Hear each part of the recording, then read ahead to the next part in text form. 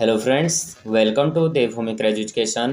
Friends, आज हम यहाँ पे अध्ययन करेंगे हिंदी पेडागोजी से संबंधित महत्वपूर्ण एमसीक्यू प्रश्नोत्तरी का। और ये जो प्रश्नोत्तरी है फ्रेंड्स, ये अपकमिंग एग्जाम के लिए सभी के लिए बहुत ही इंपॉर्टेंट है। यहाँ पे अभी आपका जो है यूटेट का यहाँ पे फॉर्म निकल चुके हैं और यूटेट फर्स्ट और यूटेट सेकेंड, जो भी अगर आप यूटेट फर्स्ट और यूटेट सेकेंड देना चाहते हैं उनके लिए क्वेश्चन इंपॉर्टेंट रहेंगे। ये जो पेपर है ये 2023 में जो पेपर कराया गया था उसका यहाँ पे मैं सॉल्यूशन लेके आया हूँ। और यहाँ पे फ्रेंड्स, अगर आप बेसिक से हिंदी पढ़ना चाहते हैं तो हिमालय एजुकेशन स्कोप दूसरा चैनल है, तो वहाँ पे आप पढ़ सकते हैं। वहाँ पे मैं जो है क्लास स्कूल में जो हिंदी लैंग्वेज की बुक लगती है उससे मैंने वहाँ पे जो है अध्यायवार वहाँ पे जो है यहाँ पे स्टार्ट किया हुआ है, तो वहाँ पे आप देख सकते हैं।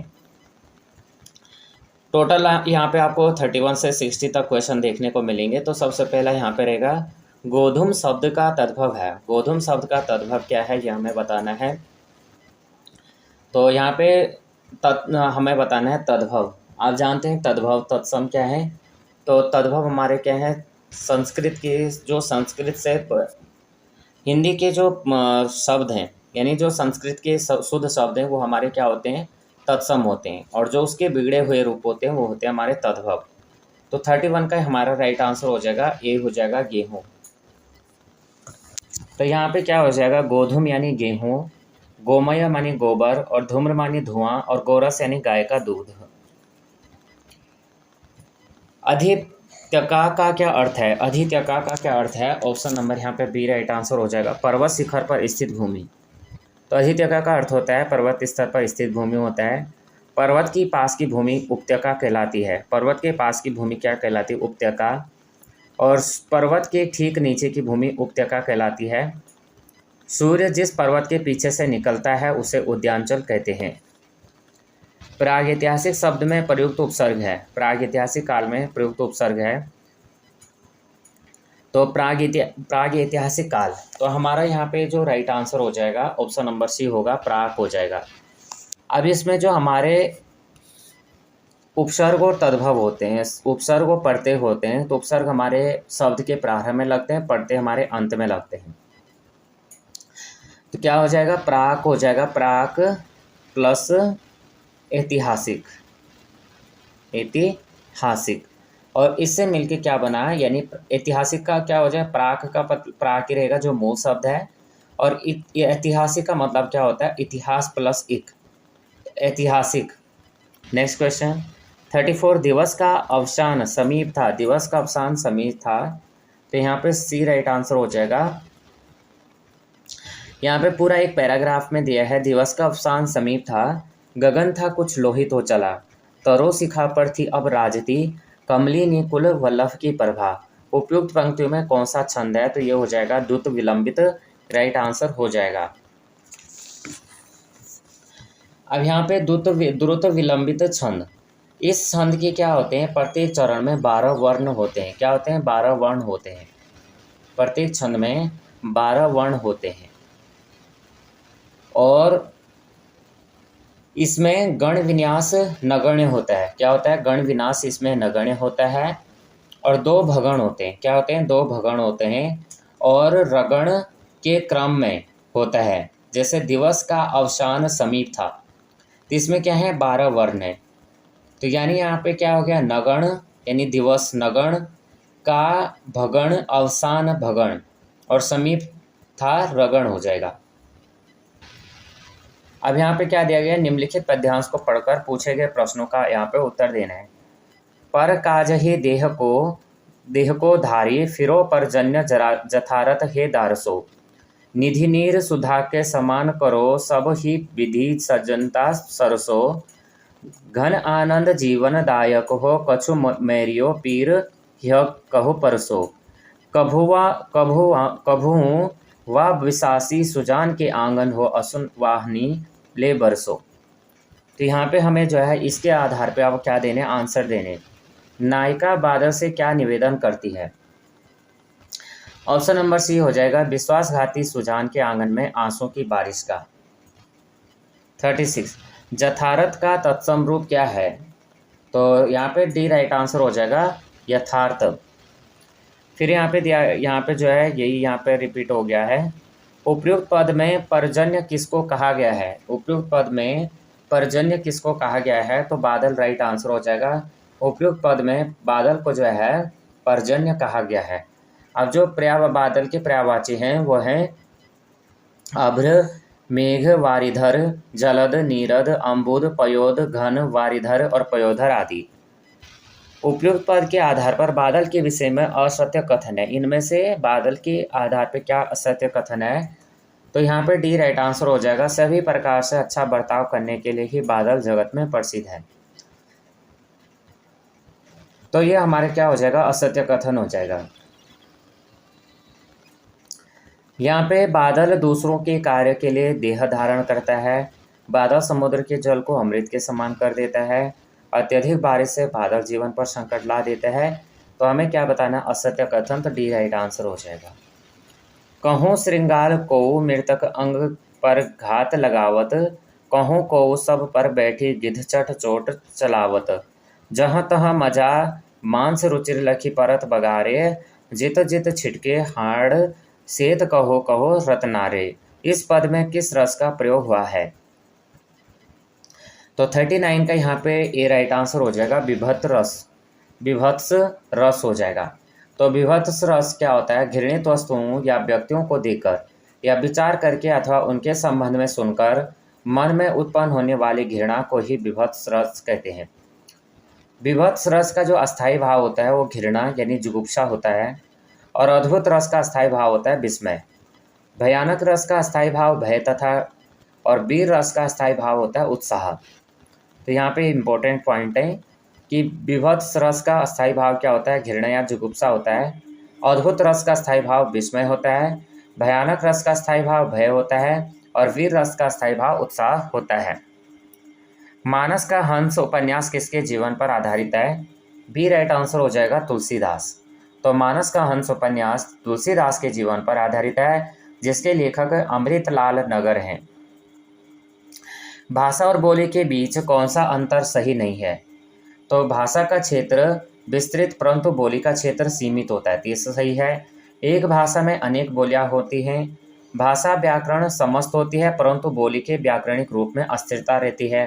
भाषा का प्रयोग साहित्यिक एवं शैक्षिक क्षेत्र में होता है, जबकि बोली का प्रयोग राजनीतिक एवं प्रशासनिक क्षेत्र में होता है। तो यहाँ पे जो 41 का डी राइट आंसर हो जाएगा, क्योंकि यहाँ पे बोली का प्रयोग क्या कह रहा है कि भाषा का प्रयोग साहित्यिक एवं शैक्षिक क्षेत्र में भी होता है और राजनीतिक व प्रशासनिक क्षेत्र में भी भाषा का ही प्रयोग होता है, जबकि हमारी जो बोली है, बोली का क्षेत्र एक छोटे से प्रांत में होता है, एक छोटे से क्षेत्र में इसका प्रयोग किया जाता है। ये जो क्वेश्चन है फ्रेंड्स, इस तरह से यानी भाषा क्या है, बोली क्या है, हमारे संविधान में भाई कितने भाषाओं को मान्यता दी गई है, ये सभी इस तरह के क्वेश्चन मैंने जो है एक बेसिक भाषा जो है बेसिक बुक में क्वेश्चन अपलोड कर रखे हैं। हिमालय एजुकेशन स्कोप चैनल है, वहाँ से आप जाके देख सकते हैं और वहाँ पे आप जो है इसको बेसिक तौर पे यहाँ पे पढ़ सकते हैं। मातृभाषा शिक्षण के कौशलात्मक उद्देश्य का हिस्सा नहीं है। 42 में यहाँ पे क्या हो जाएगा कि वैचारिक विषय वस्तु का ज्ञान प्राप्त करना।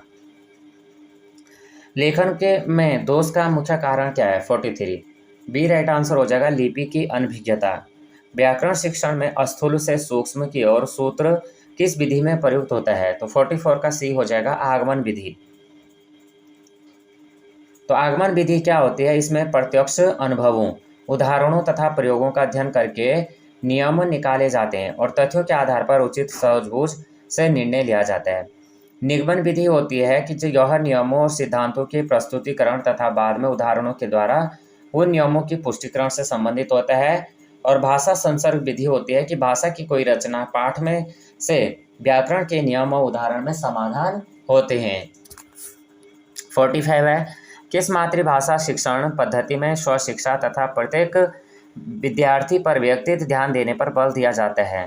तो 45 यहाँ पे हमारा ए राइट आंसर हो जाएगा डाल्टन पद्धति। अब डाल्टन पद्धति क्या होती है कि इस विधि की जनक कौन है? हेलन फार्कस्ट। और यह शिक्षण की ऐसी विधि है जिसके द्वारा छात्र अपनी गति से काम करते हैं और आवश्यकता पड़ने पर शिक्षक से व्यक्तिगत सहायता प्राप्त करते हैं। उसके बाद यहाँ पे दिया गया है मॉन्टेसरी पद्धति। तो मॉन्टेसरी पद्धति के जनक है मारिया मॉन्टेसरी। और इस शिक्षण विधि में औपचारिक शिक्षण विधियों के बजाय बच्चों के स्वाभाविक रुचियों और गतिविधियों का यहाँ पे शामिल किया जाता है। उसके बाद है किंडरगार्टन पद्धति। तो किंडरगार्टन पद्धति में क्या होता है, इसके जनक कौन है, सबसे पहले फ्रोबेल है। और किंडरगार्टन का अर्थ होता है बच्चों का बगीचा। फ्रोबेल का कहना था कि बालक एक अविकसित पौधा है जो शिक्षक रूपी माली की देखरेख में अपने आंतरिक नियमों के अनुसार विकसित होता है। और ह्यूरिस्टिक पद्धति के जनक हैं आर्मस्ट्रॉन्ग, और यह पद्धति स्वयं खोज करने या अपने आप सीखने की विधि है। 46 है मौखिक भाषा शिक्षण की अप्रत्यक्ष विधियों में से कौन सी विधि नहीं आती है। तो 46 का यहाँ पे ए राइट आंसर हो जाएगा अभिनय। अक्षर वर्ण का उच्चारण स्थान है, अक्षर वर्ण का उच्चारण स्थान क्या हो जाएगा, ये हो जाएगा कंठ मूर्धन्य। क्या हो जाएगा, कंठ मूर्धन्य हो जाएगा। यानी अक्षर, अक्षर किससे मिलके बना है, हमारे संयुक्त व्यंजन होते हैं। और संयुक्त व्यंजन क्या है, संयुक्त व्यंजनों से मिलके बना है अक्षर। अब जो अक्षर है क प्लस स से मिलके बना है, किससे मिलके बना है, क प्लस स से।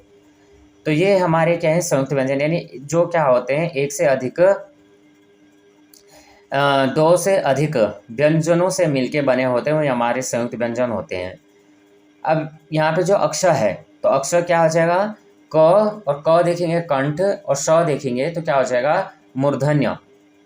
तो स किससे है, मूर्धन्य से। तो अक्षर हमारा कैसा हो जाएगा, यानी कंठ और मूर्धन्य। तो कंठ और मूर्धन्य जहाँ पे भी होगा बी हमारा राइट आंसर हो जाएगा। कि अक्षर हमारा कैसा है, कंठ और मूर्धन्य शब्द है, क्योंकि क अलग शब्द से अलग उच्चारण है और अक्षर का अलग उच्चारण है। किस मातृभाषा शिक्षण पद्धति में स्व शिक्षा तथा प्रत्येक विद्यार्थी पर व्यक्ति ध्यान देने पर बल दिया जाता है। ये हमारा राइट आंसर हो गया। 48 में देखेंगे यह मकान मेरा है, वाक्य में यह क्या है, तो यह मकान मेरा है। तो यह मकान, यह क्या है, अगर हम देखेंगे, अगर हम सर्वनाम पढ़ते हैं तो यह मकान मेरा है कैसा है, सार्वनामिक विशेषण किसके लिए प्रयोग किया जाता है, सर्वनाम में प्रयोग किया जाता है। यह मकान मेरा है, तो यह क्या है, सार्वनामिक विशेषण है। अब यहाँ पे जो सार्वनामिक विशेषण, तो विशेषण क्या होते हैं कि संज्ञा सर्वनाम की विशेषता बताने वाले शब्द विशेषण कहलाते हैं। और जो विशेषण होते हैं वो मुख्यतः क्या होते हैं, 4 प्रकार के होते हैं। गुणवाचक सर्वनाम, सार्वनामिक सर्वनाम, परिमाणवाचक सर्वनाम, संख्यावाचक सर्वनाम। 49 प्रत्येक शब्द में कौन सी संधि है। तो प्रत्येक शब्द में सबसे पहले प्रत्येक यानी क्या हो जाएगा, प्रति प्लस एक, क्या हो जाएगा, प्रति प्लस एक हो जाएगा। ये प्रत्येक हो गया। अब जो यहाँ पे क्या है, तो यहाँ पे क्या हो जाएगी, जो ई प्लस ई, क्या है, ई प्लस ई, ई प्लस ई, और यहाँ से क्या बनता है, ए बनता है। ई प्लस ई से क्या बना, ए बना। तो इसमें क्या हो जाएगा, यण संधि हो जाएगी। और यहाँ पे य जो है स्वर क्या है, स्वर के समान हुआ। जैसे ओ प्लस ओ, तो इससे क्या व, और री प्लस अन्य तो क्या होता है र। इससे हमारा क्या बना, प्रत्येक, प्रति प्लस एक। इसमें हमारा राइट आंसर क्या हो जाएगा, ऑप्शन नंबर यहाँ पे ए हो जाएगा, यण संधि। संज्ञा का वह रूप जैसे क्रिया का अलगाव पाया जाता है उसे क्या, कौन सा कारक कहते हैं। 50 का यहाँ पे बी राइट आंसर हो जाएगा, अपादान कारक। जो भी चीज़ अलग होती है, अलग होने का बोध होता है, वहाँ पे अपादान कारक होता है। अब जैसे यहाँ पे क्या है कि जब संज्ञा का रूप है, क्रिया का अलगाव पाया जाए तो उसे अपादान कारक कहते हैं। जो कारक होते हैं वो 8 प्रकार के होते हैं। कौन कौन से, कर्ता ने कर्म को करण से संप्रदान के लिए अपादान से संबंध, का, की, के, रा, री, रे, और अधिकरण यानी अधिकरण में या पर, और संबोधन हे। 51 बहुब्रीहि समास का उदाहरण है। यहाँ पे हमें बताना है बहुब्रीहि समास का उदाहरण कौन सा है, 51। तो बहुब्रीहि समास का उदाहरण हो जाएगा सी, कनफटा। वह अब यहाँ पे बहुब्रीहि समास, तो यहाँ पे कनफटा समास जो है बहुब्रीहि समास का विग्रह यानी कानों से फटे हुए, परंतु यह एक संप्रदाय है इसलिए यह बहुब्रीहि समास है। बहुब्रीहि समास में दोनों जो पद होते हैं वो प्रधान होते हैं, अप्रधान होते हैं। जो कोई तीसरा पद होता है वो प्रधान होता है। और दोपहर में द्विगु समास और नीलगाय में कर्मधारय समास है। वर्तनी की दृष्टि से शुद्ध शब्द क्या है, 52। तो बी राइट आंसर हो जाएगा, आभ्यंतरिक। सूर्य का पर्यायवाची नहीं है, 53। तो डी राइट आंसर हो जाएगा, अर्णव नहीं है। तो सूर्य के पर्यायवाची हैं सविता, मांडव, मार्तंड, अंशुमाली, रवि, भानु, आदित्य। और अर्णव जो है सूर्य का पर्यायवाची नहीं है। अर्णव किसका पर्यायवाची है, समुद्र का। अर्णव जो है सागर हो गया, समुद्र हो गया, अंतरिक्ष हो गया। 99 का फेर मुहावरे का सटीक अर्थ क्या है। तो 54 का बी हो जाएगा, धन जोड़ने का बुरा लालच।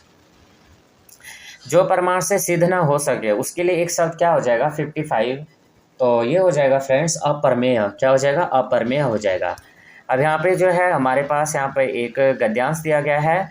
यह निर्विवाद है कि यदि कुटुंब का संगठन आदर्श ढंग से पर हो जाए तो गृहस्थाश्रम स्वाधीनता के सब कुछ अच्छे गुणों की खान बन जाए तथा अन्य आवश्यक सद्गुणों की शिक्षा भी वही से प्राप्त की जा सकती है। कुटुंब रूपी पाठशाला में बच्चों को माता पिता की आज्ञा में रहना और माता पिता को अपनी संतान आज्ञाकारी बनाना आदि विषयों की शिक्षा माता पिता की आज्ञा में रहना और माता पिता को अपनी संतान आज्ञाकारी बनाना आदि विषयों की शिक्षा तो सदा मिलती रहती है, किंतु इसमें कमी यह है कि स्त्री पुरुषों को एक दूसरे के साथ समान व्यवहार की शिक्षा नहीं है। कुटुंब रूपी पाठशाला में इस शिक्षा के होने की आवश्यकता है कि मालिक और मालकिन एक दूसरे के प्रति समान व्यवहार करे, एक दूसरे को प्रेम सम्मान से स्मरण करे, एक के हाथ अधिकार रहना और दूसरे का केवल आज्ञा पालन करना सर्वथा उठ जाना चाहिए। दंपति में जो है प्रत्यक्ष ऐसा संबंध होना चाहिए। यह संबंध जब गृहस्थाश्रम में स्थान पावेगा तभी बाहर के व्यवहार और संबंधों में इसकी शिक्षा का प्रचार होगा। स्त्री पुरुषों की एक दूसरे के प्रति पूज्य बुद्धि तथा परस्पर अनुकरणीय बर्ताव होने के ही कारण बच्चे ऐसे आचरण वाले बनेंगे, क्योंकि अपने अज्ञानावस्था तक माता पिता की देखरेख में रहने के कारण माता पिता के प्रत्यक्ष आचरण को वे अनुकरण करने योग्य समझते हैं और बाद में स्वाभाविक रीति से वैसा ही आचरण रखते हैं।